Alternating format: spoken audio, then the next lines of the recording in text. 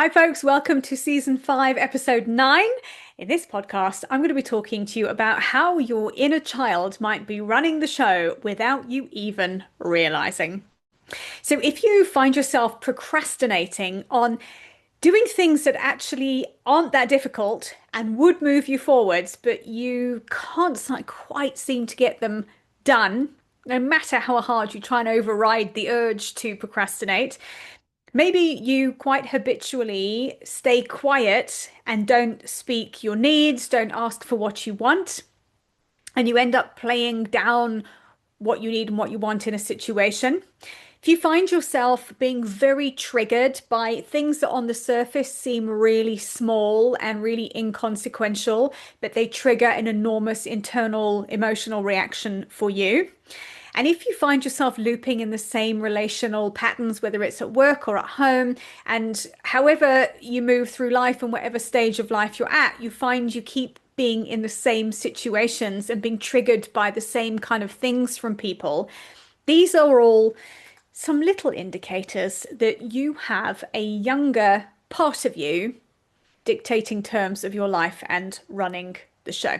So when we talk about inner children and younger parts of ourselves, effectively what we're talking about are aspects of our personality and our behavior that have been shaped by experiences we have in childhood. Now, of course, we have some brilliant aspects of our personalities and behaviors that are shaped by our childhood experience, and those are fantastic. The ones I'm talking about are the experiences that were perhaps traumatic, that were harmful, where you maybe were humiliated or silenced or felt like you couldn't speak up. Those woundings are behavior patterns that can continue to run into adulthood. So we have childhood experiences that continue to shape our present day way of being, how we show up in life, what we do, what we don't do. And until you bring these behavior patterns into conscious awareness, they sit unconsciously dictating what you do, dictating how you behave, dictating how you react to things and how you feel about things. So if you find yourself in situations where you think, I wish I could just pull myself together, but I can't, or situations that you think, I really don't know why this triggers me, it doesn't trigger anybody else, and actually it seems completely irrational, but I don't know how to override it. These are classic signs that you've got a younger part that has been wounded or traumatized or damaged that actually needs a bit of healing work for you to be able to progress through life. We don't overcome these adverse childhood experiences that shape us, we don't overcome them by shouting at them or beating them into submission or trying to logic our way out of them, because they aren't logical. What's happened essentially is there is a part of you that has the mentality of a very young 5, 6, 7 year old that is running a behavior pattern for you. So it's not logical, and shouting at it or getting cross doesn't change it, because that's probably what's created the problem in the first place. So I'll give you a couple of kind of concrete examples of how this might show up, and maybe you recognize yourself in some of these.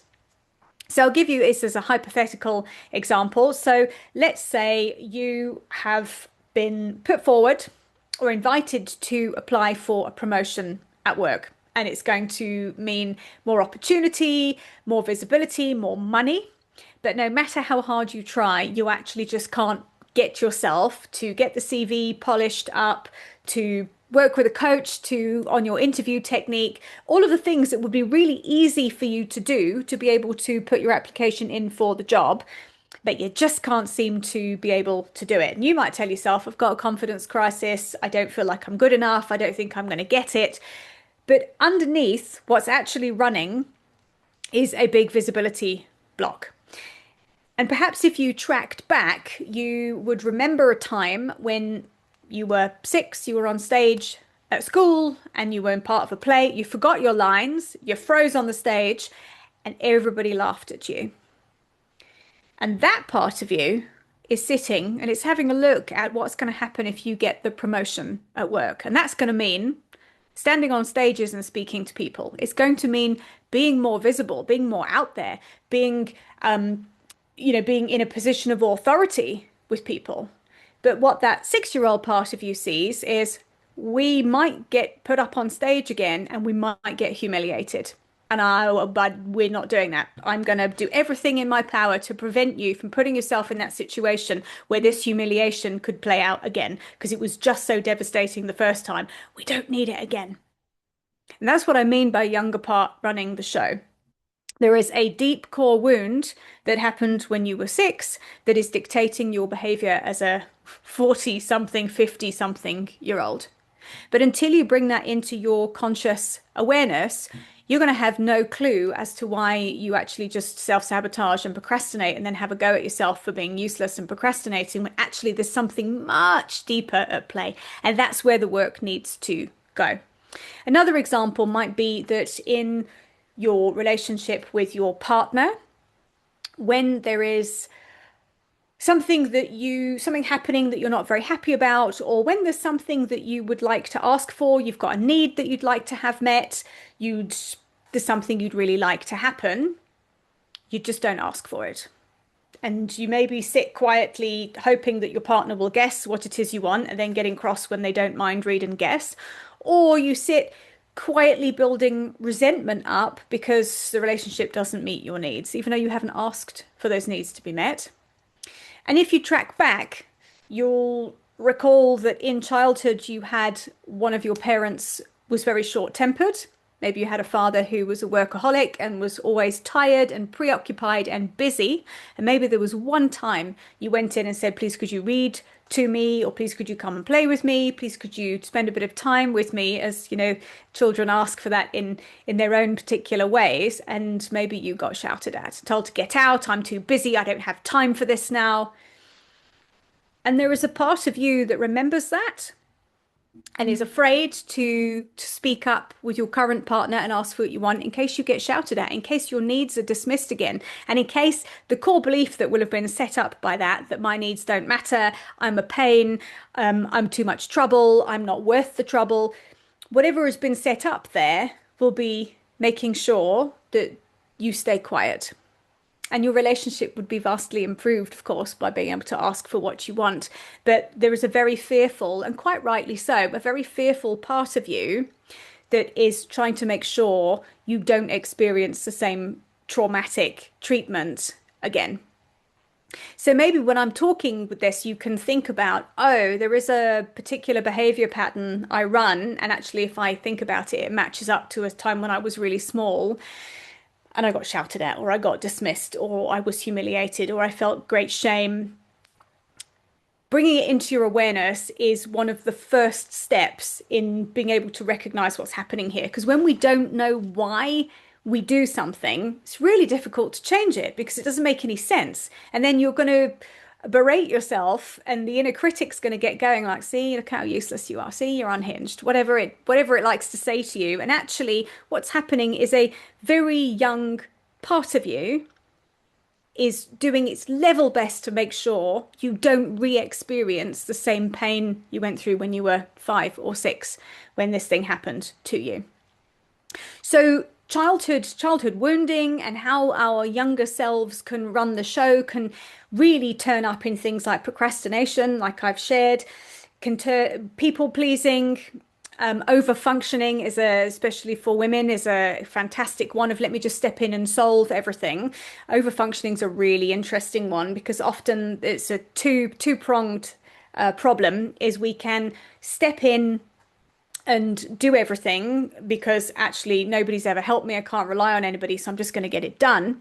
And it's also just not trusting that somebody else will be able to step up for you. So it is a really insidious behavior pattern. And once you start to recognize it, you can start to do the work and make the changes with it. Maybe it's that you do self-sabotage, you do procrastinate on things. Your life isn't moving forwards in the way that you'd like. You're like, I can't understand what's going on here.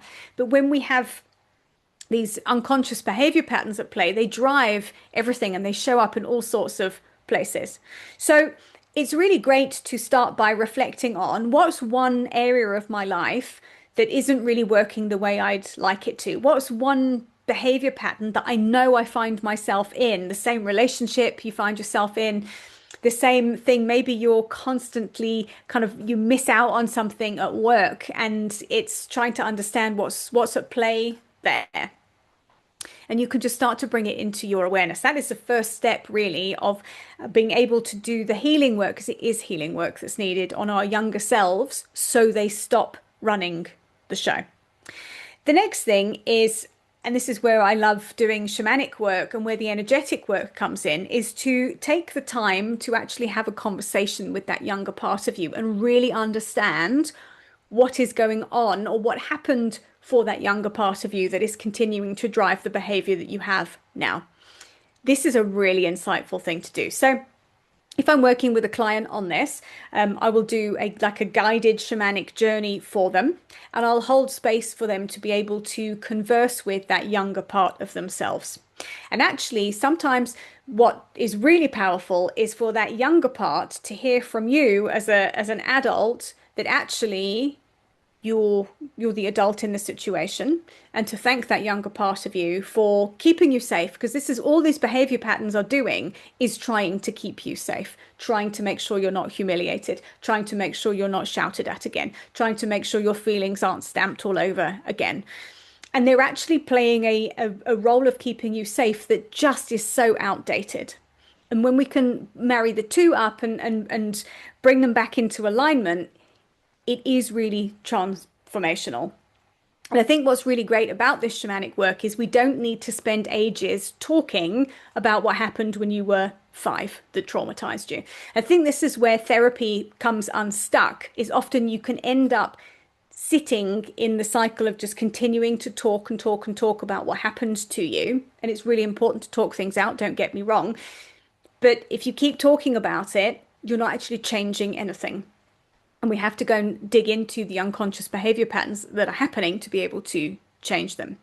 So if this is something you're listening and you're like, oh, this is me, and I feel like I've got some work to do there, there are 2 things I can invite you into that will be able to help you. So the first thing is I have a free energetic cord cutting meditation, which guides you through the process of identifying a situation that maybe has you stuck and helping to clear the energetic connection you have with that situation. It's a 15-minute meditation, and it will be transformational for you if there is something that is keeping you stuck. And the other thing is to book a discovery call with me. If what I've spoken about resonates and you've got an awareness that there is some work to do here, and there are patterns that you are perhaps aware of, but you just can't seem to shift, the work that I do is going to be really, really helpful for you. So the first step there is to just book a free call with me and take some time to talk through what's happening. We'll get an understanding. We can see if it's something I can help you with, and then we can take it from there. So as I say, this is work that I use on myself very regularly. I have had some younger self aspects coming up recently that I've been able to recognize, oh, hang on a minute, there's a pattern here running the show that's really unhelpful. And I've done my own journey work on that to be able to rectify it and start to do the healing work with it. And it's also something I use very often with my clients. And the transformation is quite quick. So it isn't something that you need to sit for years talking about. In just a few sessions, this can be something that starts to move and shift. And of course, when we move and shift the unconscious behavior patterns, we show up differently, we take different action in life. And then, of course, our outer circumstances change because of the different action we're taking. All of our external world, our relationship, our work, the things that keep us stuck, is all shaped by our internal landscape.